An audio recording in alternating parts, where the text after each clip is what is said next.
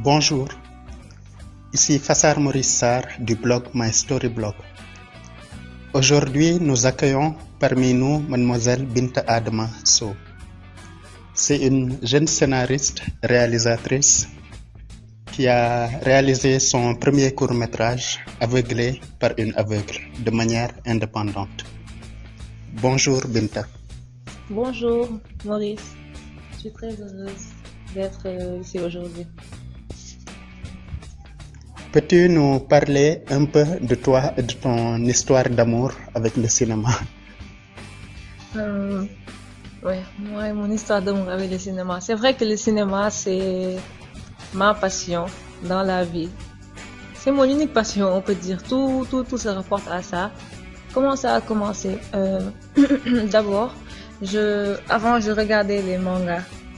Maintenant, je voulais devenir mangaka. Je voulais créer des BD et tout. Puis je me suis dit que ce sera pas possible. Puis j'ai laissé tomber.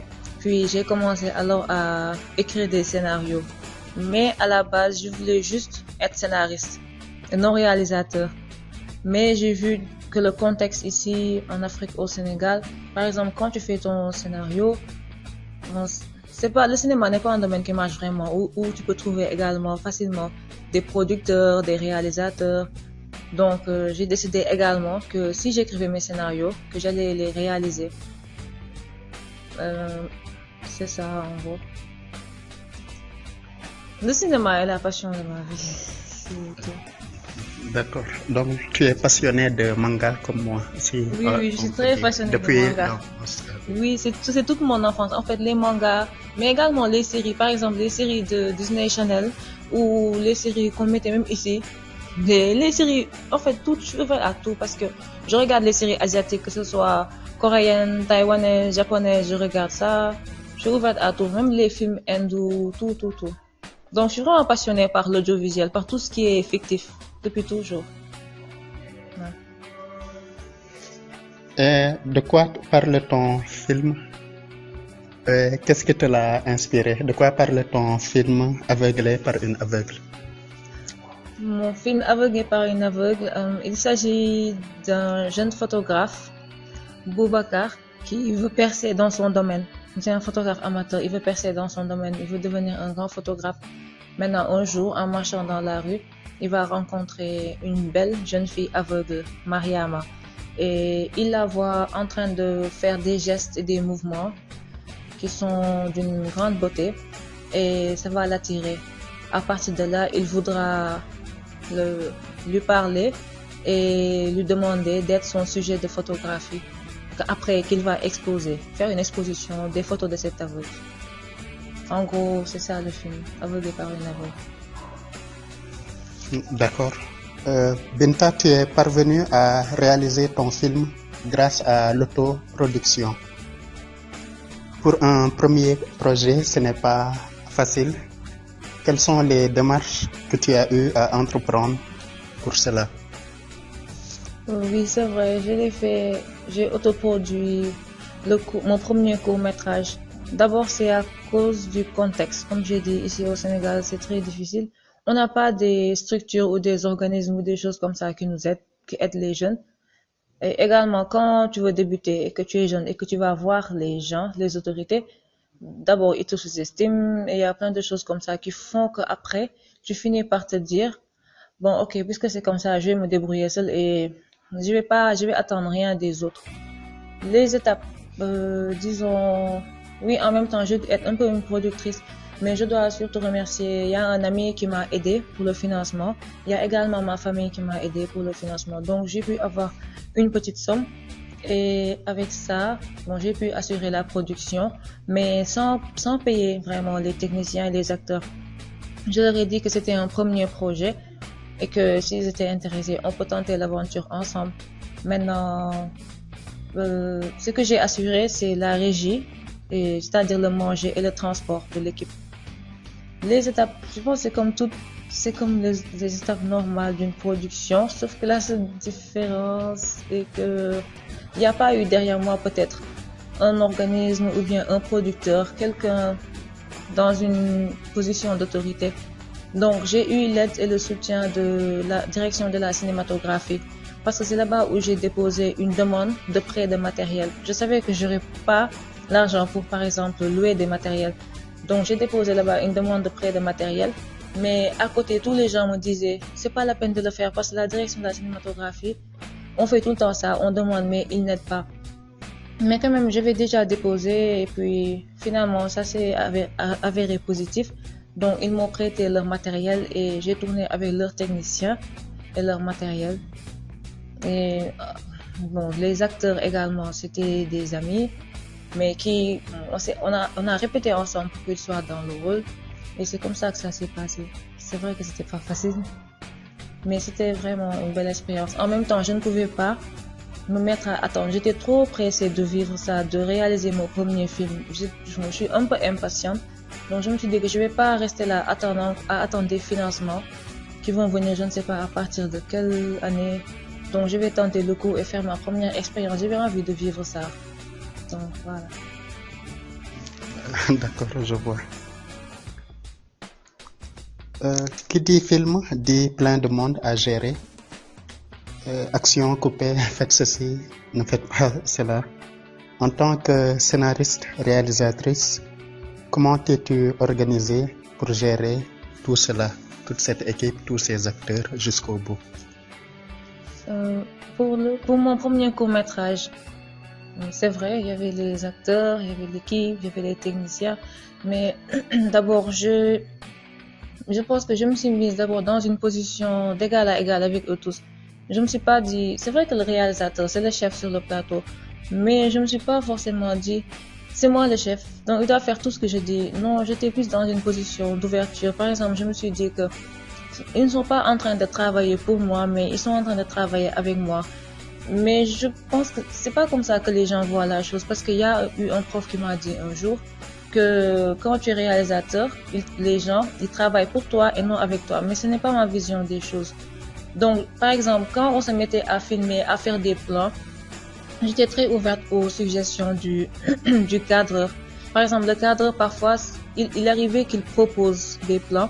Et c'était bien parce que parfois, j'aimais également. En quelque sorte, je voulais que ce soit une créativité qui vient de tous les membres de l'équipe en quelque sorte.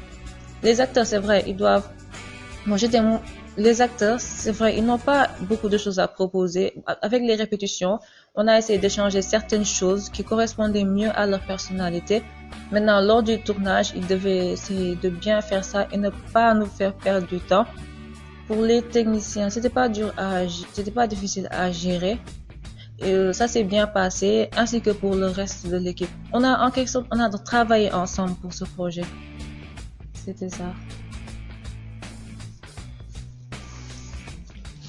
Au fait, Binta, où est-ce que tu as appris à écrire un scénario pour la première fois? Où est-ce que j'ai appris Où est-ce que j'ai appris à écrire un scénario? Pour la première fois. Oui, ça c'est très bizarre parce que c'est vrai que d'habitude, les écrivains, les gens qui adorent l'écriture, ils ont commencé très tôt dans leur enfance. Mais moi, avant, je dessinais, je n'écrivais pas. J'étais passionnée par le dessin. Mais tout à coup, en 2009, je ne sais pas ce qui s'est passé, j'ai commencé à écrire. Mais c'était pas des scénarios, j'ai commencé à écrire des citations philosophiques. Après, j'ai adoré l'écriture, c'est devenu quelque chose qui faisait partie de ma vie et de ma personnalité. Maintenant, après, c'est quand j'ai regardé une série japonaise qui s'appelle Anayori Dango. Et ça fait... Quand j'ai regardé ça, ça m'a tellement touchée et tout que je me suis dit que moi aussi, j'ai envie d'écrire un scénario qui puisse faire autant de bien à d'autres personnes. J'ai envie d'écrire une histoire, c'est-à-dire c'est moi qui vais conduire l'histoire où je veux la conduire et je vais faire quelque chose de tellement bien que les gens qui vont regarder, ils vont tellement adorer que ce que je vais faire, ça va faire ressentir aux gens ce que j'ai ressenti quand j'ai regardé cette série qui m'a un peu poussée à commencer à écrire. Donc j'ai commencé à écrire en 2009 des scénarios. Mais je précise, c'était même pas des scénarios africains, sénégalais, c'était des scénarios asiatiques, japonais, parce que c'est ça que je regardais le plus souvent. Puis, quand est-ce que j'ai commencé? Je pense que c'est en 2012 que j'ai commencé à écrire des scénarios sénégalais, africains. là, j'ai un peu vu un côté patriote qui s'est développé en moi. Je me suis dit que, attends, je vais pas mettre à écrire des scénarios pour les autres. Je suis au Sénégal, je suis sénégalaise et j'ai vu que ici, l'environnement, ça marche pas trop le cinéma. Donc, j'ai envie de faire pour mon pays. Et c'est là où j'ai commencé à écrire des scénarios sénégalais. Comment j'ai commencé? Honnêtement, j'ai commencé par la pratique. En même temps aussi, vu qu'il y a l'internet, chaque fois je me mettais à lire. J'arrêtais pas de lire des choses sur les scénarios. On peut dire que tous les sites qui existent sur les scénarios, je les ai lus. Alors qu'à la base, d'abord, moi, je n'aime pas lire. Mais je voulais savoir comment on écrit un scénario, c'est-à-dire la forme. Donc, c'est au fur et à mesure que je me suis améliorée. Ce n'est pas le premier scénario, franchement, qui est réussi, que j'ai écrit en 2009. Quand on voit ça et quand on voit, par exemple, les scénarios que j'écris maintenant, on voit beaucoup d'évolution. Donc, j'ai appris, disons, par la pratique et en même temps, c'est-à-dire en faisant et en même temps en lisant, tout le temps en continuant à lire. Et jusqu'à présent, je continue à lire des conseils et tout pour m'améliorer. C'est comme ça. Pour terminer, quels sont les conseils que tu donnerais à un jeune scénariste et réalisateur pour l'écriture de son film et la gestion des acteurs et de l'équipe technique? Les conseils que je donnerais. D'abord que quand une personne se met à écrire, la personne doit ressentir ce qu'elle écrit. Je pense que c'est très important et qu'il faut toujours écrire quelque chose qui provient de soi-même. Au début, quand on commence à écrire, on écrit toujours des choses qu'on a vues, qu'on a regardées et qu'on a aimées, qui nous ont marquées. Et ce n'est pas encore nous, mais il faut passer par cette étape, je pense. Et après avoir dépassé cette étape, on va commencer à écrire avec notre propre identité. Donc, ce que je conseillerais, oui, c'est d'écrire quelque chose qui soit authentique à nous-mêmes. Et quand on écrit, il est important de ressentir ce qu'on écrit. Si on ne le ressent pas ou bien si ça nous ennuie, c'est pas bon. C'est très important cela. Pour la gestion des acteurs... Ah non, une chose ici, pour l'écriture. Parfois, c'est vrai que c'est très difficile. Il faut vraiment de la discipline et de la persévérance pour l'écriture. Ça aussi, c'est très important. Et que si, par exemple, quelqu'un veut écrire, devenir écrivain ou quelque chose du genre, il faut être prêt pour cela. Et aussi, essayer de diminuer les distractions. Parce que le monde d'aujourd'hui, il y a beaucoup de distractions. Et il y a beaucoup de distractions. Par exemple, les réseaux sociaux, les téléphones, des gens par-ci, par-là. Et après ça, pour nous déconcentrer, c'est très important, en fait, de se concentrer et d'écrire quelque chose de profond. Ou quelque chose dont on serait fier quand même. Qui nous a... Donc, quand on le relit, on se dit non, c'est pas moi qui ai écrit ça. Mais c'est parce qu'on est dans un état un autre état, qu'on a pu sortir cela. C'est très important. Pour la gestion des acteurs, d'abord, ce que je conseillerais, c'est de faire aimer les acteurs le scénario d'abord. Il faut que les acteurs par eux-mêmes, qu'ils s'intéressent à l'histoire et qu'ils aient envie de représenter au mieux les personnages de l'histoire. Quand on a déjà ça, je pense qu'il y a déjà 50% du travail qui est effectué parce que il y aura leur volonté, ils voudront bien faire, même sans que le réalisateur soit derrière eux. Ils vont commencer le travail eux-mêmes.